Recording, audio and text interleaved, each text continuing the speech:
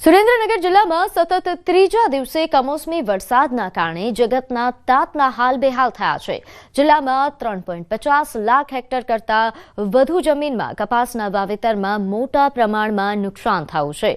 ખેડૂતોએ મોંઘા ભાવના બિયારણ અને દવાનો છંટકાવ કરી મહા મહેનતે 5.60 લાખ હેક્ટર જમીનમાં કપાસ, મગફળી, જુવાર, એરંડા સહિતના પાકનું વાવેતર કર્યું હતું। ત્યારે કમોસમી વરસાદના કારણે કપાસનો પાક પલળીને સાવ નિષ્ફળ થઈ ગયો છે। ત્યારે સરકાર દ્વારા તાત્કાલિક ટેકાના ભાવે ખેડૂતોના કપાસ સહિતના તમામ પાકની ખરીદી કરવામાં આવે તેવી માંગ કરવામાં આવી।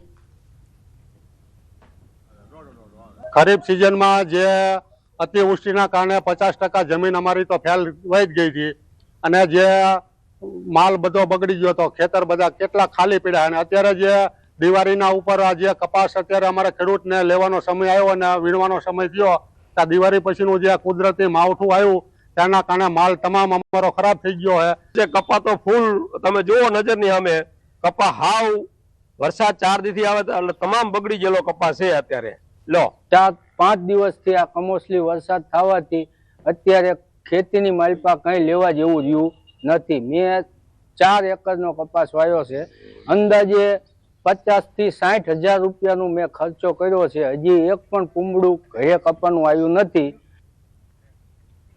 ટેકાના ભાવે મગફળી ખરીદવા મુદ્દે દિલીપ સંઘાણીની પ્રતિક્રિયા। ગુજકો માસોલમાં ચેરમેન દિલીપ સંઘાણીનું નિવેદન।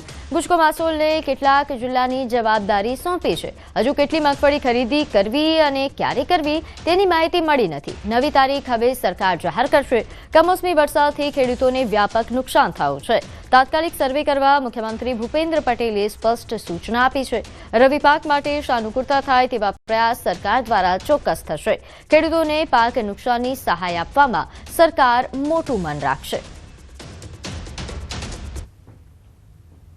ગુજકો માસોલને જે 22 જિલ્લાના કામ સોંપ્યા છે એમાં 9 જિલ્લામાં મગફળી વધુ થાય છે।